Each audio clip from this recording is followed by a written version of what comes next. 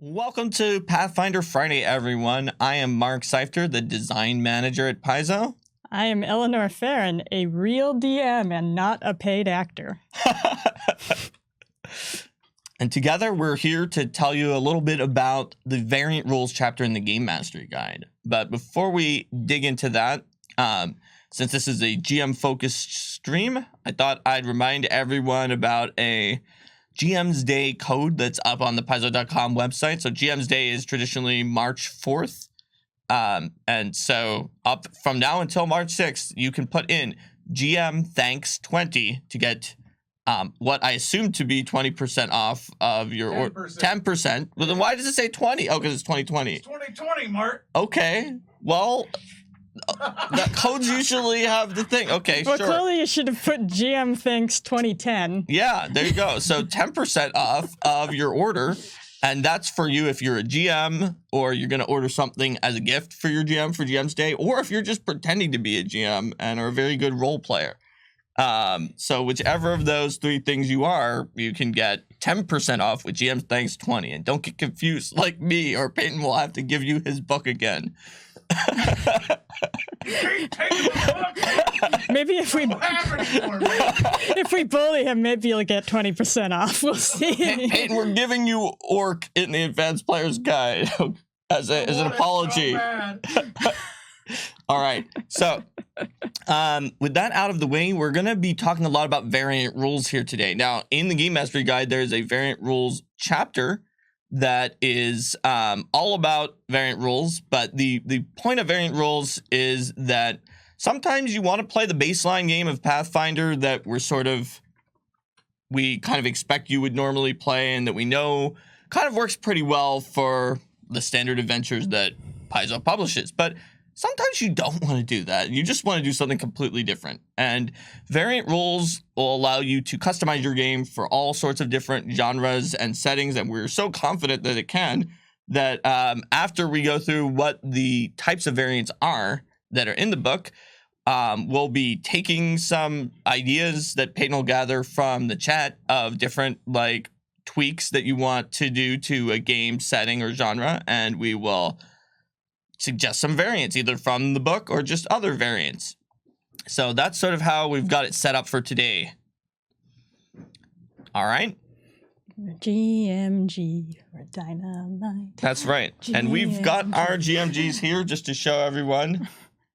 You sort of can't see them, but it's got a lasnest on there. But we've got some art that we set up for Peyton so that you can at least see some of the really cool pictures. Like, there is the Gallery of Ezrans. It's the chapter opener for variant rules.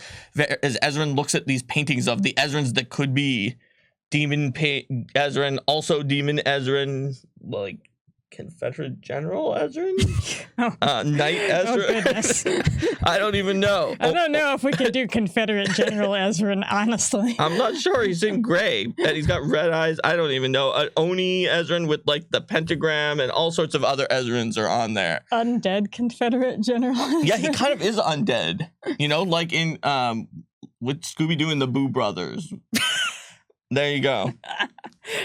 All right, it's a a classic RPG reference. Classic RPG reference. Leave this place.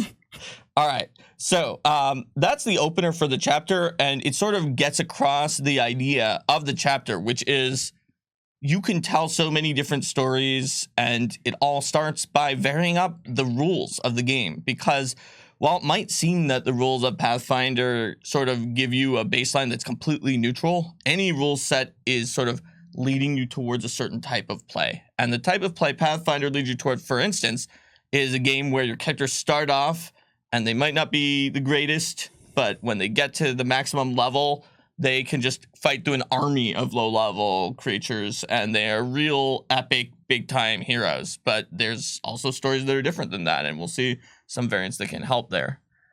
Looks like we have a question about adding half-level proficiency to untrained. Okay, well, if you want to add a different amount of things to proficiency, don't worry, we will get there in this stream.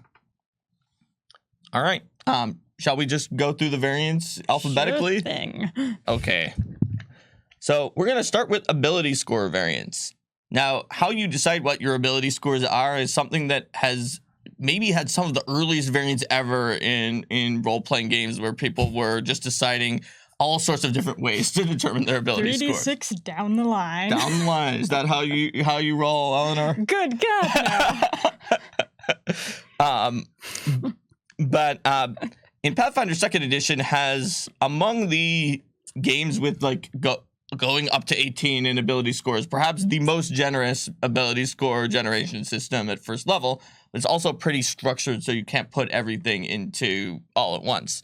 There's 3 variants here. The first one is called gradual ability boosts. So in Pathfinder Second Edition and Starfinder for that matter, every 5 levels you suddenly gain 4 ability boosts to each of 4 different ability scores, which maybe could be a little jarring for some players if they're like, I'm not getting better, I'm not getting better. Oh my gosh, I'm better at everything.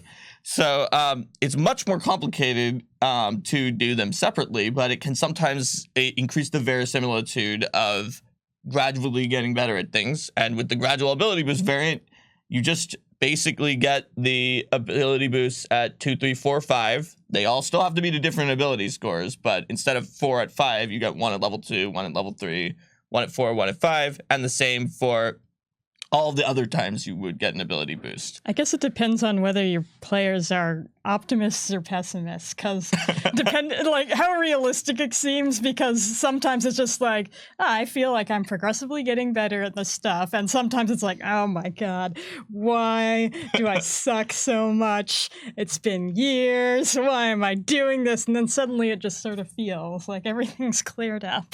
Right.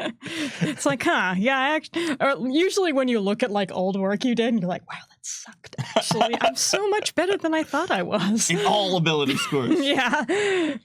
All right. So the second variant is just straight up point buy. It's very similar to the point buy from Pathfinder First Edition, if you're familiar with that, except for one major thing, which is that in Pathfinder First Edition and many other point buy systems, you have a very structured point buy where it costs more to buy up to a higher and higher ability score than to buy a lot of lower ability scores. But then at some point in most of those systems, they just say, okay, but stop point buying now. Seriously, you're done. And everything after this is just going to add up linearly. The problem there is, of course, that because that happens, you're very much encouraged in those point buys to get the most you possibly can out of that first step, because everything after that is going to add linearly. The point buy in Game Mastery Guide is point buy all the way through. Do you get something? The only thing that is not point buy is the apex item. So every level you get some number of points and you continue buying up on the point buy. It'll add up to a character with slightly lower ability scores, possibly much lower depending on what you do, and you know you were going to do something that's going to add up to much lower. But what it can do is get you a 20 in your ability score by level 6. Not possible until level 10 in the default system, or even a 22 by level, I think, 11, which is 9 levels faster than you could get in the default system. Now, that character is like really bad at everything else pretty much, but some people want to play that character. The default system makes you get rounded out. The point buy system does not. Let's see in the chat. Oh yeah, different people talking about their favorite variants. And then the last one is alternative ability scores, because it turns out that in Pathfinder Second Edition, the ability score dexterity does the most things. And the ability score charisma does the fewest things.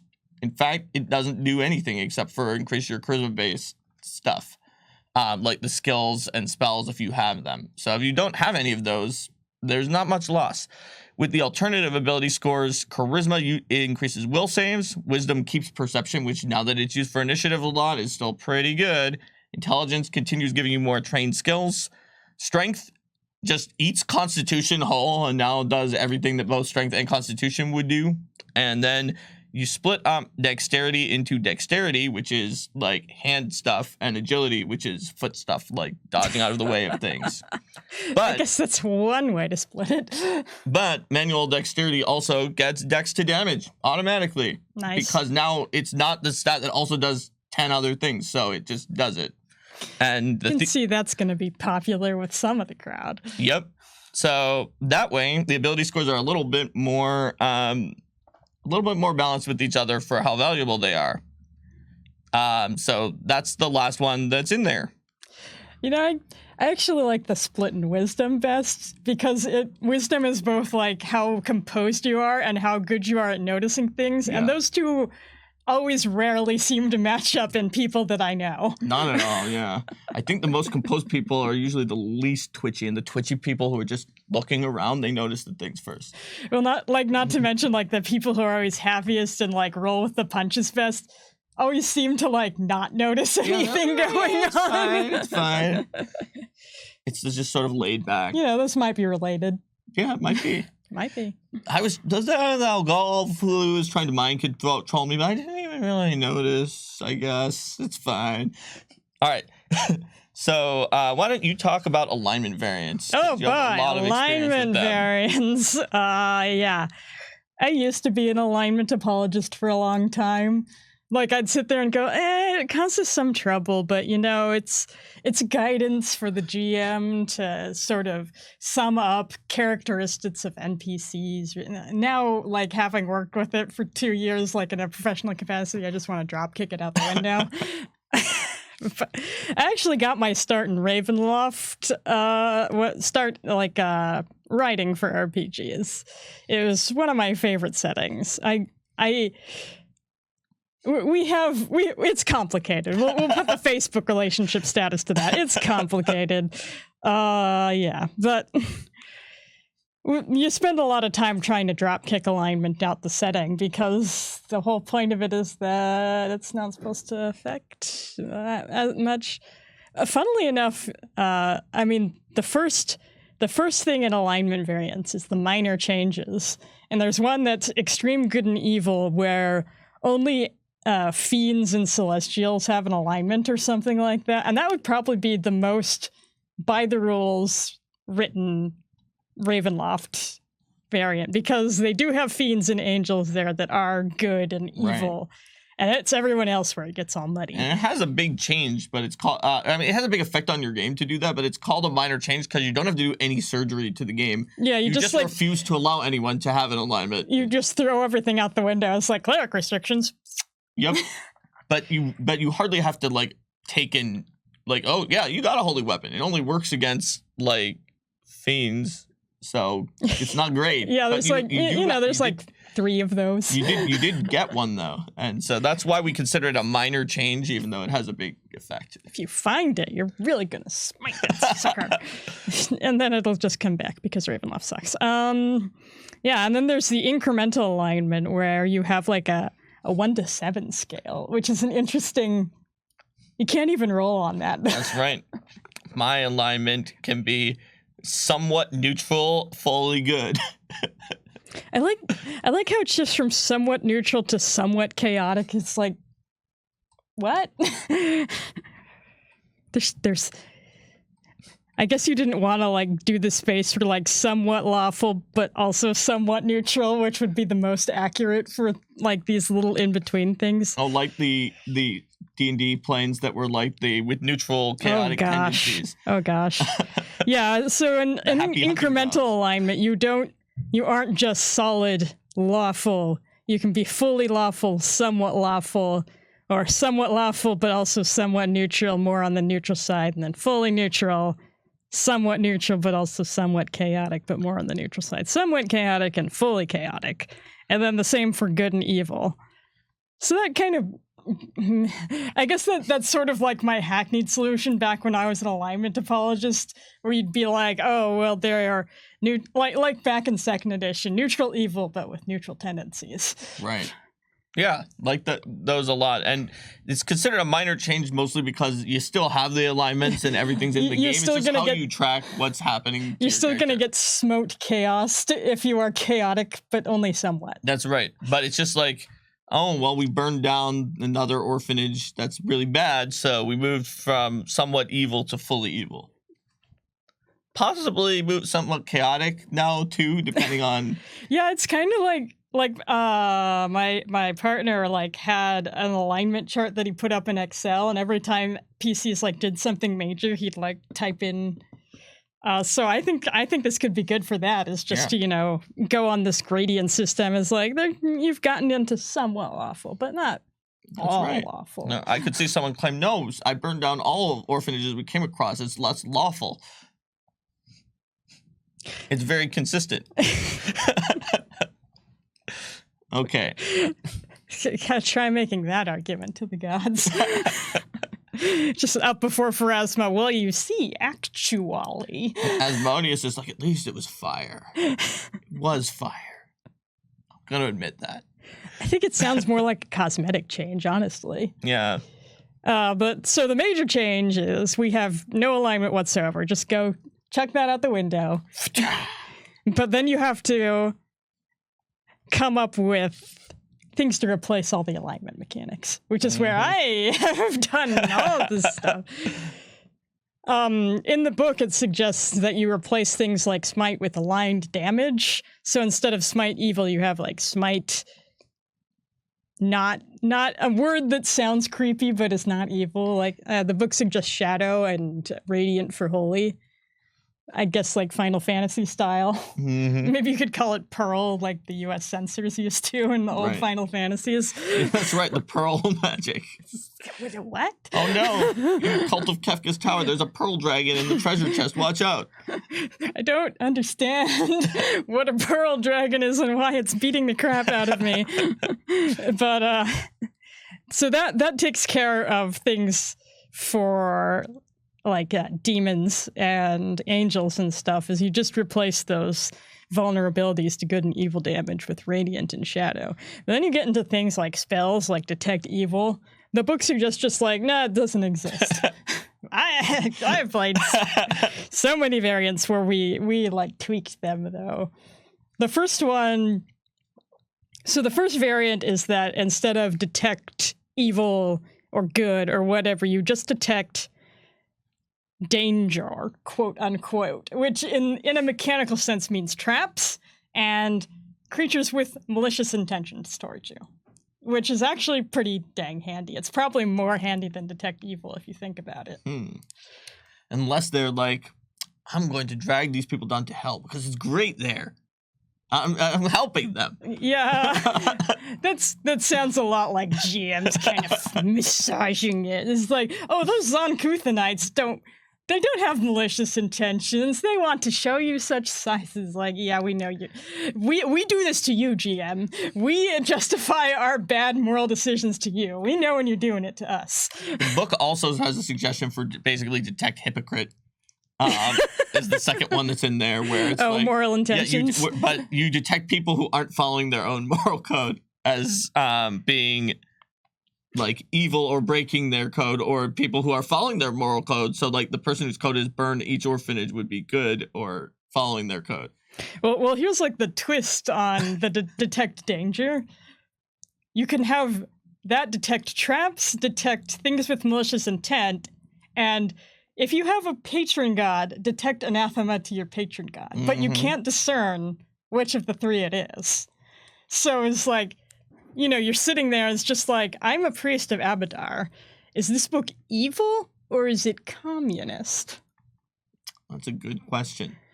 I mean, it's also good because that means if you have two different clerics, you can sort of like get that confusion cleared up. It's like, I don't know if this book is just creepy or actually bad. Come over here, Caden. Come over and tell me if it's bad.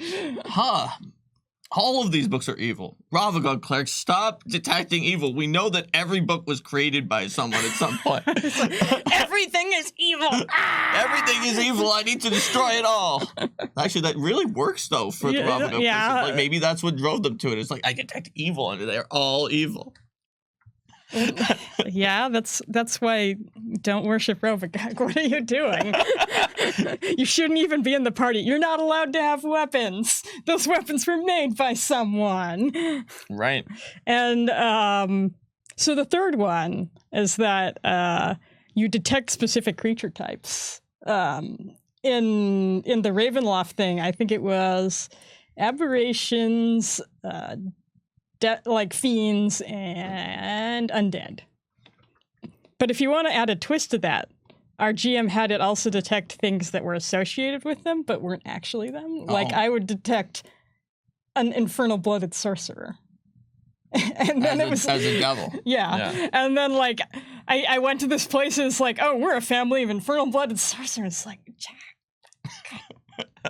And it worked. It worked to trip me up because I ran into this woman and it's just like, oh, it's another sorcerer. And then later it's, oh no, that was a succubus anti-paladin.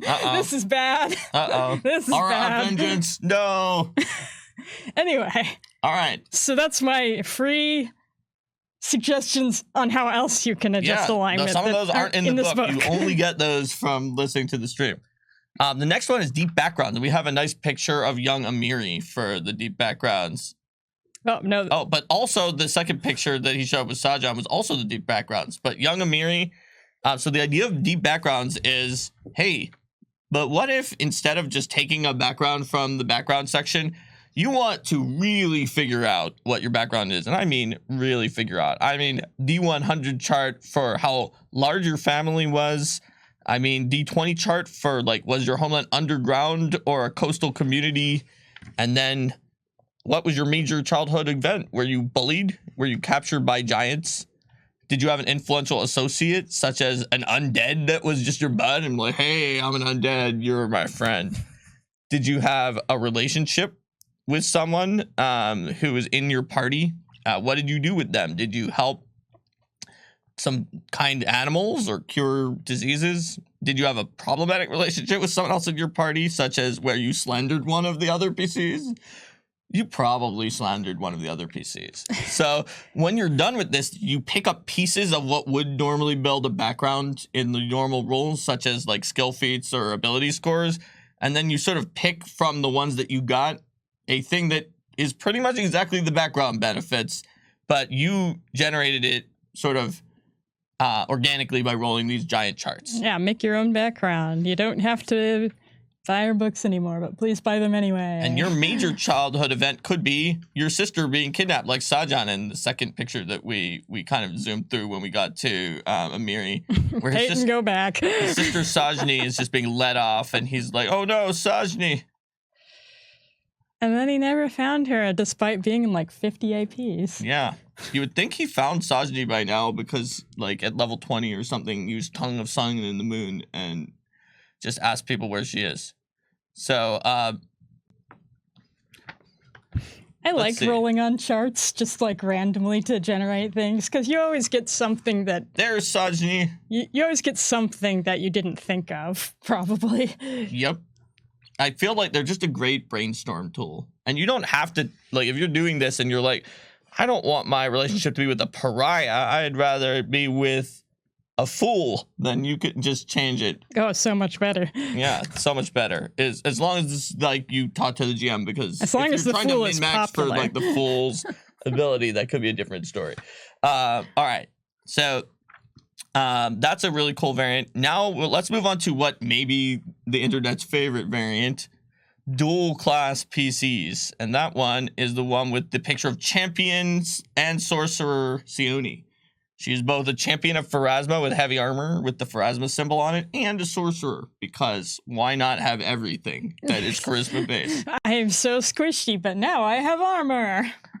Yep. So with dual class, you just get all of the things from both classes.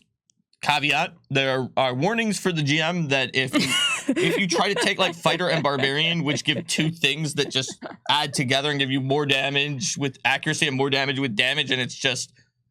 it could create some kind of seriously problematic character that is more powerful than it's expected to be. But if the two things are very different, then you're very versatile. You can do just about anything, but you can't out-sorcerer the sorcerer at sorcering or out-champion the champion at championing in the way that the fighter barbarian is just drastically more damaging than anything that could normally exist in the game.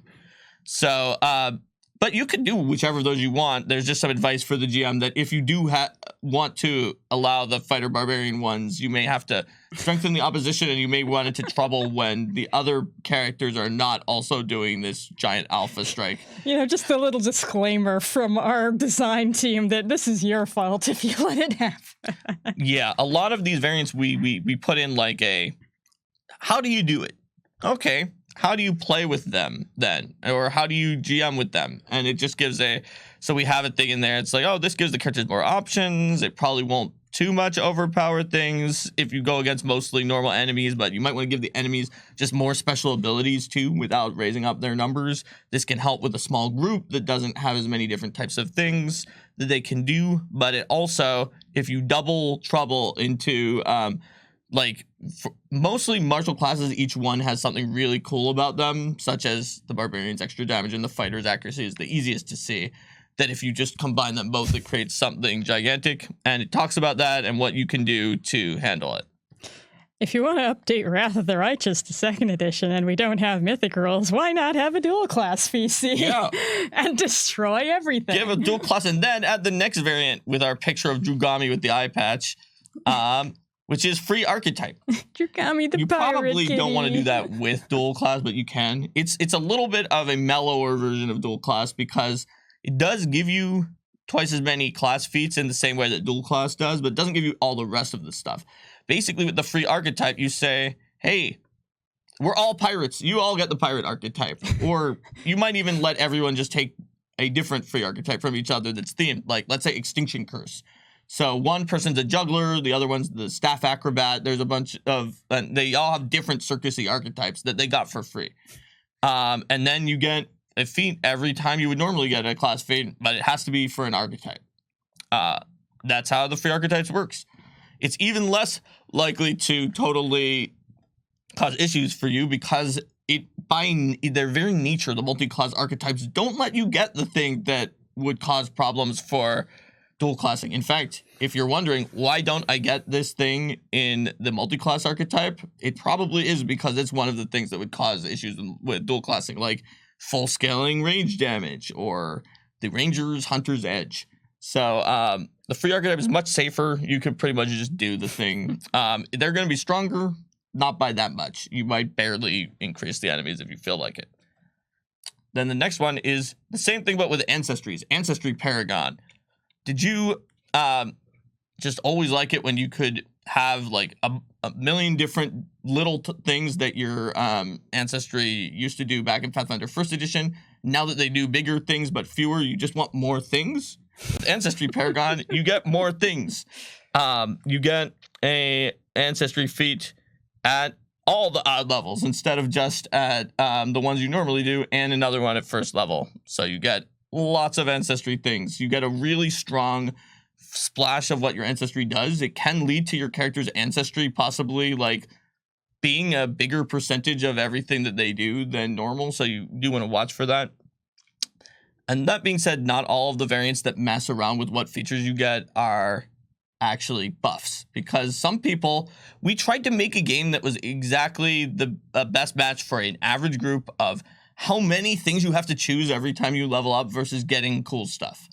But some groups, while if you're watching the stream, you may be engaged enough that you're one of the groups that I want even more stuff. But some groups were like, yeah, this is still a lot to choose. So simplified ancestries, you just get fewer things for the simplified ancestries. I don't know that anyone that I've ever played with has argued for this kind of thing. I've seen people who said that this is too many things to pick and that they don't want to. And with simplified ancestries, you don't gain ancestry feats. And in fact, the first one you get is always like Dwarven lore or X lore. And then you don't get any other ones. So you don't have to pick them. Simplified skill feats is very similar, except for that you just don't get any skill feats, even from backgrounds. And the book talks about how you can vary up the game. Like the simplified skill feats characters are going to not be as good at skill-based challenges, not from the numbers perspective necessarily, but from little tricks that they would normally have. So it talks about changing exploration, social interactions, and downtime in different ways. The next one is one that people often ask for a lot, but I've never actually done it, which is the level 0 characters. I don't know. Have you done level 0 before? Kind of. Just not in this system. Okay, but still. If you play Dungeon Crawl Classics, which is the game where people looked at AD&D and thought, what if we had more charts and less sense in our game? You start with 4 0-level, just like random civilians. And the ones that like survive their first adventure, the one that survives is gonna be your player character. That's they hilarious. get a class level. So yeah, if you like murdering like random peasants, or if you just want to play like a child or something and have them grow up and they have a brave little toaster adventure and then they get their class, it could be cool. Hopefully your GM is not that murdery if you're all playing kids. Yeah, that's true. And we have the variant where it's just like you're level 0, you're a farm boy, and the variant with a picture of Farm Boy Valoros that we don't have up for here. And you could see it if you get the book. And also an apprentice option where you have like vaguely, barely something from your class. By the way, the basic option is just remember the ABCs of character creation? Well, forget that C.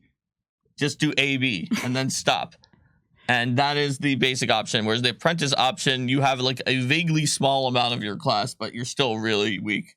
I mean, you could have like a Princess Bride style intro where you're just like a farm boy flirting with the random girl, and then you do the deep background and roll on those charts and see what happened to you after it's like, a oh time no, skip. the random girl was oh no, Dread Pilot Roberts. She was possessed by a fiend because I rolled an 8. Yeah, absolutely. That's not as romantic as I was hoping.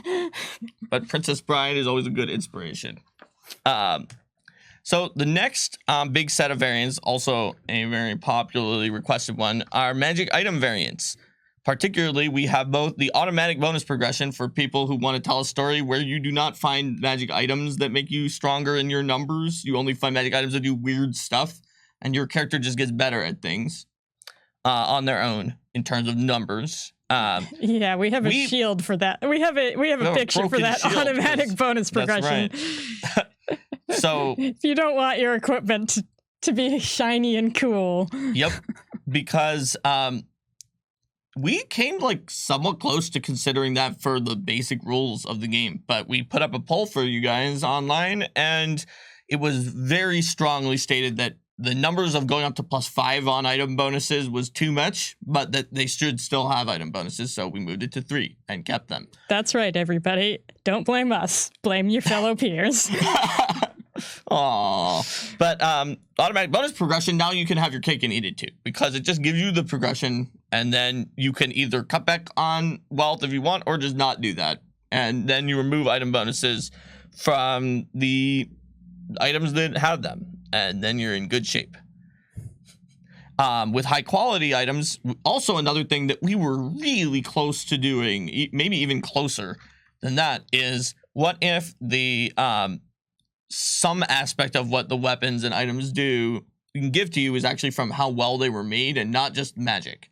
The main problem was that there was not a good name to give to them that was not +1, +2, and +3 if the thing that the item quality gave you was accuracy, but that everyone was going to think +2 meant it was magic, no matter what.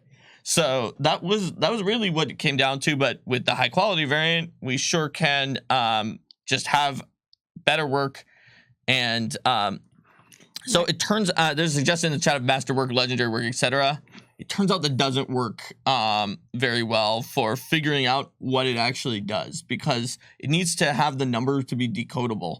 That being said, that is what we did in this variant, because it did not have to be. It is a variant you're opting into and not the basic rules of the game where you find a weapon that says it's a master greater striking weapon and the new player is like, what numbers are associated with that? But that's not a problem if you're already deciding to adopt this variant. So that is what we used in the book. Eltro says it was in the playtest. It was, but in the playtest, expert was always +1, master was always +2, and legendary was always +3, and they were parallel. But when we changed experts trained to be 2+ level and expert to be 4+ level, they now were not anywhere close to each other. So if we said expert, it probably would have been confusing. So the next one is proficiency without level. That's the one I kind of alluded to at the beginning when I was talking about it, that we tell a story that's like very, very epic and your character just kills armies of people. But like some fantasy novels, like The Wheel of Time is one that I read, where there's like a novella where one of the world's best sword masters gets ambushed by 8 like trained soldiers who are pretty good and became bandits on the road. And he's like, well, 8 against 1 and they all know what they're doing. I'm probably going to die. And he didn't, because he's an important character. But he thought he thought he was going to die from that, and you might want to tell that story too. So have you seen? There's actually a video online where they took 3 master fencers and like 100 random schlubs that didn't know what they were doing and pitted them against each other to see what would happen. And I mean, obviously it's not like realistic, because the way that they determined that you were knocked out of the fight was if you have like a balloon here. So the three master fencers could like put their backs to each other and like be hard to hit. But it actually, like, the less random schlubs there were, the harder the three master fencers had. So the more of them got in each other's way. Yeah, they got in each other's way, and they weren't like cooperating with each other. But as they started getting winnowed down, they started like using tactics with each other to gang up on them. Interesting. So the inverse ninja rule. You could almost say this is less realistic according to that video. Fair enough. Fair enough. But what I'm alluding to is, it looks like they said an inverse ninja rule also. What I'm alluding to is proficiency without level, or with adding half your level if you prefer. When you have proficiency without level, it's very simple. You do not add your level to any of the things that normally are proficiency. So trained is just +2, expert is +4, master is +6, and legendary is +8. So what do? You now need to decrease difficulties of monsters and skill checks and the like. I hope so. There's some new simple skill DCs in the no-level variant, and you'll need to adjust encounters because, turns out the exact thing that you were trying to do is what happens. A bunch of low-level enemies are now way more threatening, and one solo boss that's like 7 levels higher than your PC. In the normal rules, unless you do something really cheesy, it's probably going to annihilate the entire party, but in proficiency without level, that's something. Yeah, they can do that. Like, it's really hard, but they can beat a thing that's 7 levels higher than them. Yeah. So there's advice about that. Adjusting treasure, because also the entire treasure of the game was built around the fact that like roughly 2 monsters that are 2 levels lower are about as hard as a monster that's 2 levels higher. So would have at worst twice as much treasure, so that you don't get screwed up by that. But you might need to adjust treasure if someone beats a thing that's 7 levels higher than them. It might have had a really unfairly good amount of treasure, and that's mentioned in there too. This seems like something you might want to run a few trial combats with before you throw your PCs and GM like right into it, because that sounds like a whoopsie, I miscalculated and now we have a TPK, everyone is dead. Let's see, River Ray says, I really like being able to replicate 5e style play within PF2 now with other benefits of PF2. Well, I think this would be a pretty good variant for that. I mean, obviously it's not the same, but it has that feeling of the threat staying relevant for longer, but also your character not getting as like ridiculously godlike compared to lower level enemies. So if that's the story you want to tell, that's the variant you want to use. This is another one where I think you may have seen a lot of people asking for it, but definitely none of the groups I've played would ask for it. All right. Next, we have skill points, because sometimes you want a little more complication and a little more versatility in assigning your skills. And with skill points, you can get that. Basically, with skill points, it costs a certain number of points to move from trained to expert, expert to master, master to legendary, and that is more than going from untrained to trained. So you get more skill points at higher levels, and it essentially works out very similarly if you want to min-max and put it all into your top 3 skills. But if you don't, then you can have a ton of master skills instead of getting 3 legendary skills. Yeah, I'm gonna bail out of this one. I hate skill points. Pharaoh says, what? But we just got free. Don't worry, Pharaoh. Don't worry, Pharaohs. It's still not as many skill points as before. You basically get either 1 skill point at level 2 through 5, 2 skill points at level 6 through 13, or 4 skill points at level 14 through 20. And then it costs 1 to go from untrained to trained, 2 from trained to expert, 4 from expert to master, and 8 from master to legendary. Rogues get double. That's true. Camlack is clearly a subscriber who has this book based on multiple comments. All right. You can just feel my eyes glazing over while you explain when I say skill points? Yeah. Okay. Well, hold on. Maybe we can bring you back with stamina. Everyone's favorite Starfinder innovation that is not in Pathfinder Second Edition. No, I have to sit here for 10 minutes. But you don't, Eleanor. I believe in you. I don't think you need to sit here for 10 minutes. And I use the encouraging word stamina feat, trained in diplomacy, to help you recover your stamina points. Oh, wow. Or rally. I can spend 1 minute encouraging you, but we only have 19 more, so I'm not going to do that. But with the stamina variant, you get stamina points, like in Starfinder. And you can use resolve points to get them back, like in Starfinder. To take a breather. You can also rally your allies to do it faster, encourage them possibly even faster, kind of like an envoy. Or use the Steal Your Resolve feat to spend a resolve as one action to get back a whole bunch of stamina in combat. And that is a general feat, and Encouraging Words is a skill feat for diplomacy. That sounds dangerously like a healing surge from 4th edition, Mark. Is it, though? Still your resolve? A little. I mean, it's stamina points, though.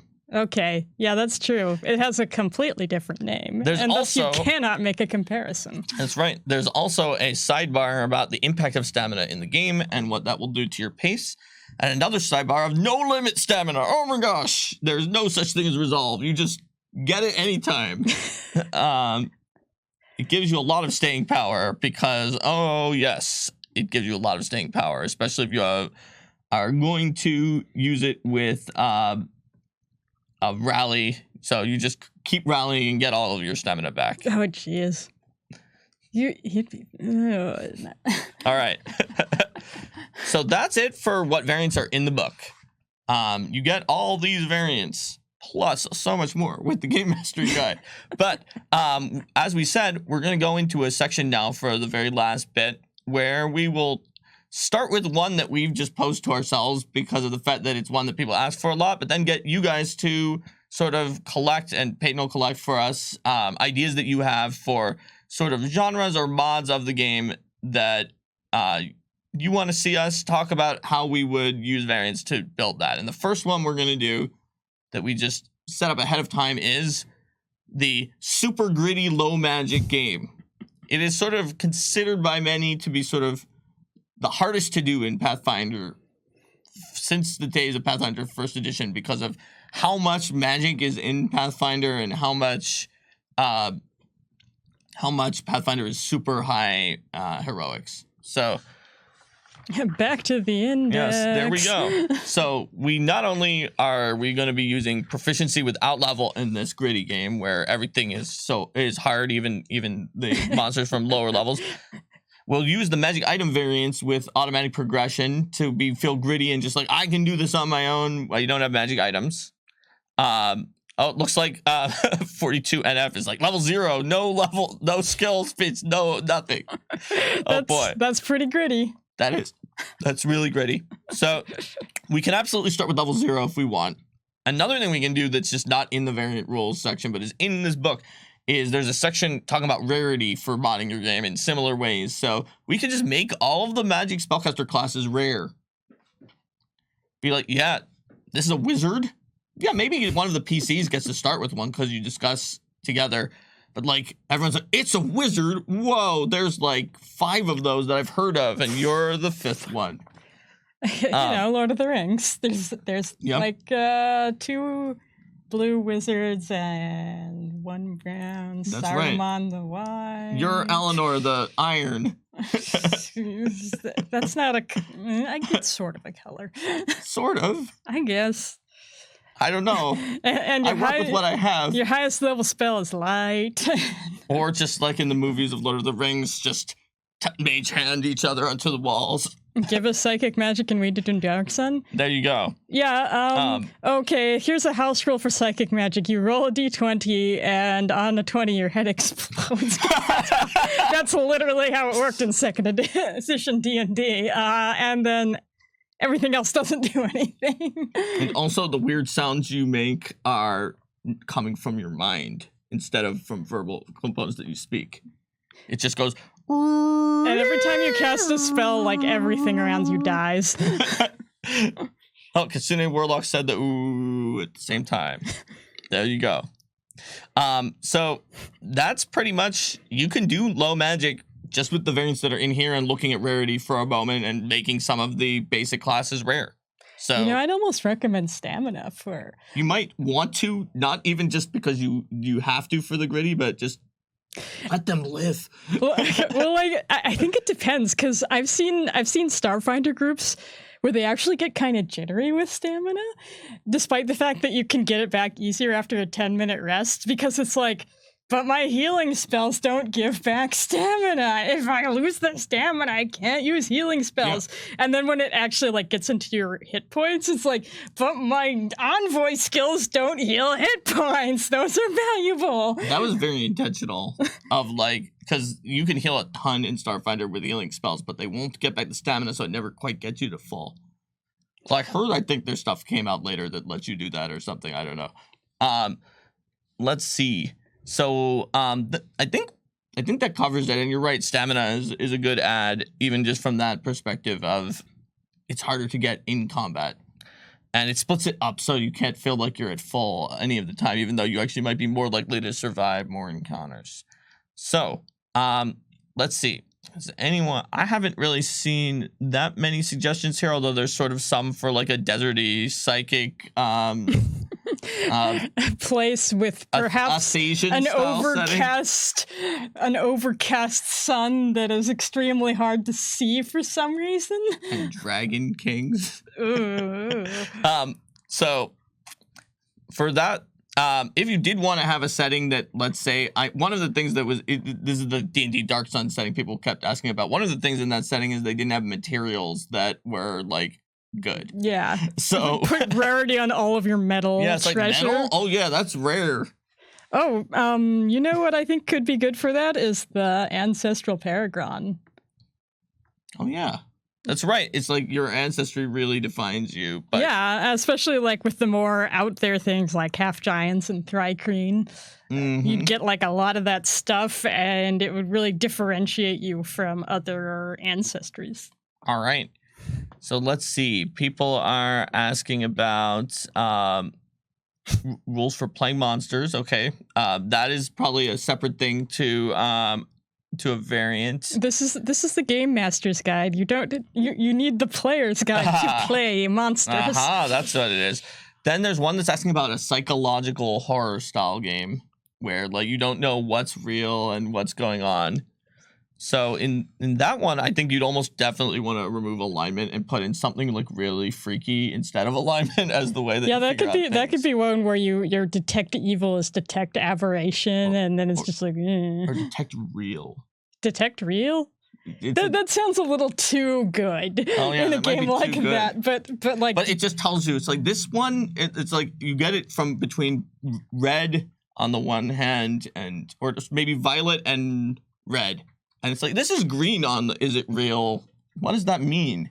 Oh, well, other people are suggesting having moral code instead of alignment in a psychological game. Yep. And then, detect hypocrite is just like, okay, but what was their code to start with? Who knows? Is this a serial killer who's having some kind of like empathy towards us? So it's like detect if somebody's acting wrong, almost. Yeah, something off. But you don't know if off is good. And speaking of psychological horror, what about gothic horror, since that's your sort of alma mater? I mean, I think like the gritty, like low magic setting is what people would try and go for that one. And again, I'd probably add stamina just because like survivor horror and all of that has like the, oh god, we're gonna hide in this closet from the monster and stay here for 10 minutes. Right. Okay, I think maybe we can venture out again. And you could even use the stamina, just reframe it, since you get it back from encouraging words, right? You could reframe it as like stress. Yeah, stress instead or like of morale. Stamina, right? So yeah, you could reframe it as like, oh, I'm stressed now versus not stressed. And Gabriel Bolivar wonders if you use proficiency without levels, is there a way to adjust the monster stats? There sure is. Subtract their level from everything that would normally have proficiency. You better, or they will kick the crap out of you. So I think that's a pretty good set of different genres that we talked about here. So let's wrap up with that and just answer a few more questions for the last few minutes. So does anyone else have... You don't have to pitch us a setting that we're going to talk about variants. We will now answer whatever GMG questions we decide to answer, which is not necessarily any question. What about a variant where the PCs are not the 1 in a million superior beings in comparison to the NPCs and the other inhabitants of the world? Blasphemy. Who wants to play that? It would be real life, the game. You could do it, though, if you want. I mean, you can. Just, like, use all of these things that make your character worse. It would be like, okay, so the ancient rune lord Karzuga's awakening.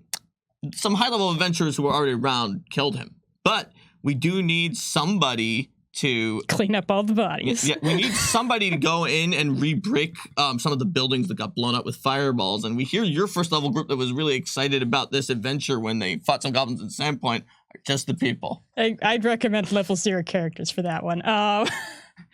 What else have we got? They said, will 1 + 1 + 1 + 1 characters equate to 1 + 1 + 2 characters? I don't understand that. I guess by the law of additive addition, yes. All right. Peyton suggested maybe about dual classes. So that would be... He's probably meaning probably how many classes he has instead of a character, would that equate to this level? Oh, okay. If I'm wrong, chat, basically tell me, but that's probably what he's thinking. So, while it can be nice to add dual class to a very small group just to give them more options, that sort of is not necessarily going to make them as strong as a party of 4 if you have 2 dual class characters. That more so if you look in the core rulebook where it's like, hey guys, this can adjust up and down, but understand if you have a party of 2, they may be like even worse than adjusting it down to this because of not having a lot of options. I mean, it sort of cancels out the maybe even worse and says, no, they're not even worse. They're just as strong as a normal level 2 group. You don't get double hit points on it. No. Yeah, and you don't get more actions, so you technically won't be the same power level as a larger group. That's true. You might be more... I mean, your sorcerer is going to be less squishy if she goes champion. You can use the rules actually more normally, assuming, again, you don't create like a barbarian fighter that gets extra things. But like if you have a fighter wizard and a rogue cleric as your 2 characters, you can use the rules more normally for a 2-person group than you probably could if your 2 people are a bard and an alchemist by themselves, alone, crying at every encounter. Let's see. River Ray is wondering what kind of advice there is on building adventures. So Building Worlds was last week, and I think it's still up on Twitch. Building Adventures is also in there. There's some really cool stuff that, like, Logan came up with this idea for Building Adventures and had Owen Casey Stevens fill it out, and it's pretty rad. You sort of like create recipes for your adventure based on a genre of adventure that you want to tell, where it's like, courtly romance. That recipe is 1 jousting tournament, and mix in a dash of like adventure curry. Yeah, mix in a dash of like weird mistaken identities and people who are like in some kind of a romantic triangle. Identical twins. Check. Twins and 5 combat Somebody encounters. is disguised as the wrong gender. Check. There you go. It's all Shakespearean, or maybe Menandrian, I guess would be. I don't know. Pharos wonders, are these examples of variant rules, or are there suggestions about coming up with your own rules? So, there is a section at the beginning that talks about choosing and combining variants that recommends that you could come up with your own rules, and some of them sort of talk about that you can come up with your own spins on them. The section you'll really like, if you like the whole idea about teaching someone to fish rather than just tossing a fish in front of them, is subsystems, where we start out by showing you the anatomy and the guts of a subsystem, and then move on to showing how we built the subsystems in that way. Way to make it sound gruesome, Mark. We have other streams planned for that later on, but not this one. Let's see. Chemlac loves subsystems. I know that because Chemlac told me that they liked my third-party subsystems, and very few people looked at those. Let's see. Is there advice in the GMG for creating other rules? Oh, no, we saw that already. Are there naval ship-to-ship combats? Well, we've got vehicles, and some of them are naval ships. So that would use the normal vehicle rules, though, rather than like a giant navy. You'd have to do all the little ships yourself. That's right. Are there ways to gain additional backgrounds as you level up? So generally, additional backgrounds are not something you would gain as you leveled up because it's your background and it's something that like you already had before you leveled up. You know, I bet you could use the deep backgrounds and like every time a major event happens, flip over to that and be like, hey, does anything here match that? All right, Bingo! you get this skill. Oh man, we got possessed by a demon again. It's the fiend again. Oh, look, Bob died. All right. All right, let's go down to the death thing. Gabriel Bolivera asks if there are any custom rules for multiple attack penalty. There are not. Multiple attack penalty is very, very tied into the action economy in a way that you would probably not want to futz with it. Let's see. Advice for when you transition from exploration to encounter mode. Yeah, there's a big section. This is actually called Game Mastery Basics, even though it's not about Game Mastery Basics. It's got advice for pretty much anything, including the different modes of play. Let's see. Is there a subsystem for playing a ball-based sport in encounter mode? No, but the rules for building subsystems, you can build a ball-based subsystem. And I feel like there's a Starfinder Society scenario where you play some kind of a ball-based sport with Luwazi, whatever her name is, the first seeker in one of them. So kind of seems like if it's encounter mode, you need to be like you need to actually roll the attack against the AC of the ball. There you go. People are asking about verbal duels, fight, performance duels. Oh, there's duels, there's influence, and there's going to be some more streams where we're going to cover that. You want to tune in for subsystems. Yes. Do you know when that's going to be? There's going to be multiple subsystems, but I think we haven't hashed out exactly which week is going to be which one yet, so stay tuned. But since we have about like 2.5 minutes, I will tell you that next week is going to be called, I think, it's called something like Beyond Magic Items, because it's not just regular magic items. We're going to be talking about some really cool beyond regular magic items. Yeah, relics, which are items that scale with you as you level, artifacts, weird funny item quirk table, and cursed items. So for the person asking about gaining stuff, maybe you could just like give those relic boons as rewards. You could just throw relic boons out. That's actually a really good idea. And we'll have me back again, and then also Luis Loza, who worked on the artifacts and also the quirks. Eleanor did the cursed items, so if you like Bag of Weasels, which the internet apparently loves. Things you can also give out to players that they didn't want. That's right. Jason Bowman came up with the Bag of Weasels, but Eleanor is the one who's like, this is going to make it into the Game Mastery Guide. This is good. And it did. I can't believe you guys let that through. We thought that was awesome. I'm gonna be honest. I was just like, they're not gonna. We did. And Peyton still wants the desk of many things because we do have the deck of many things. Just do the deck of many things, but it's every time you open a desk drawer. Yeah, you could do that, and then it's the desk of many things.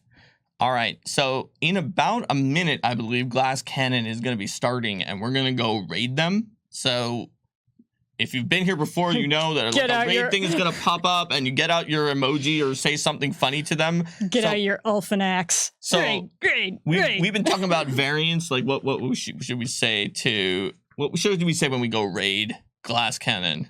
That is. Oh, you should have them yell out a stamina action, regain action. Oh yeah, yell out the stamina regain. What is it called again? Rally or? You could yell "Steal your resolve." That sounds. Oh yeah, sounds like everyone yell "Steal your resolve." Now that's STEEL, like steal, rather than STEAL, like take your resolve. That would not give you more stamina. That would get rid of it. So probably. And then after them is going to be dragons and things. So there's all sorts of cool things for you to watch. Dragons and things is next week. Oh, that's next week. So it's not after them. Okay. Yeah. But steal their resolve also. Next week, Dragons and Things gets their 3rd season premiere. Oh. Right now we have Glass Cannon for today. That's really exciting. So today Glass Cannon is going to start like now. So go join and come back next week for items. Great. Bye.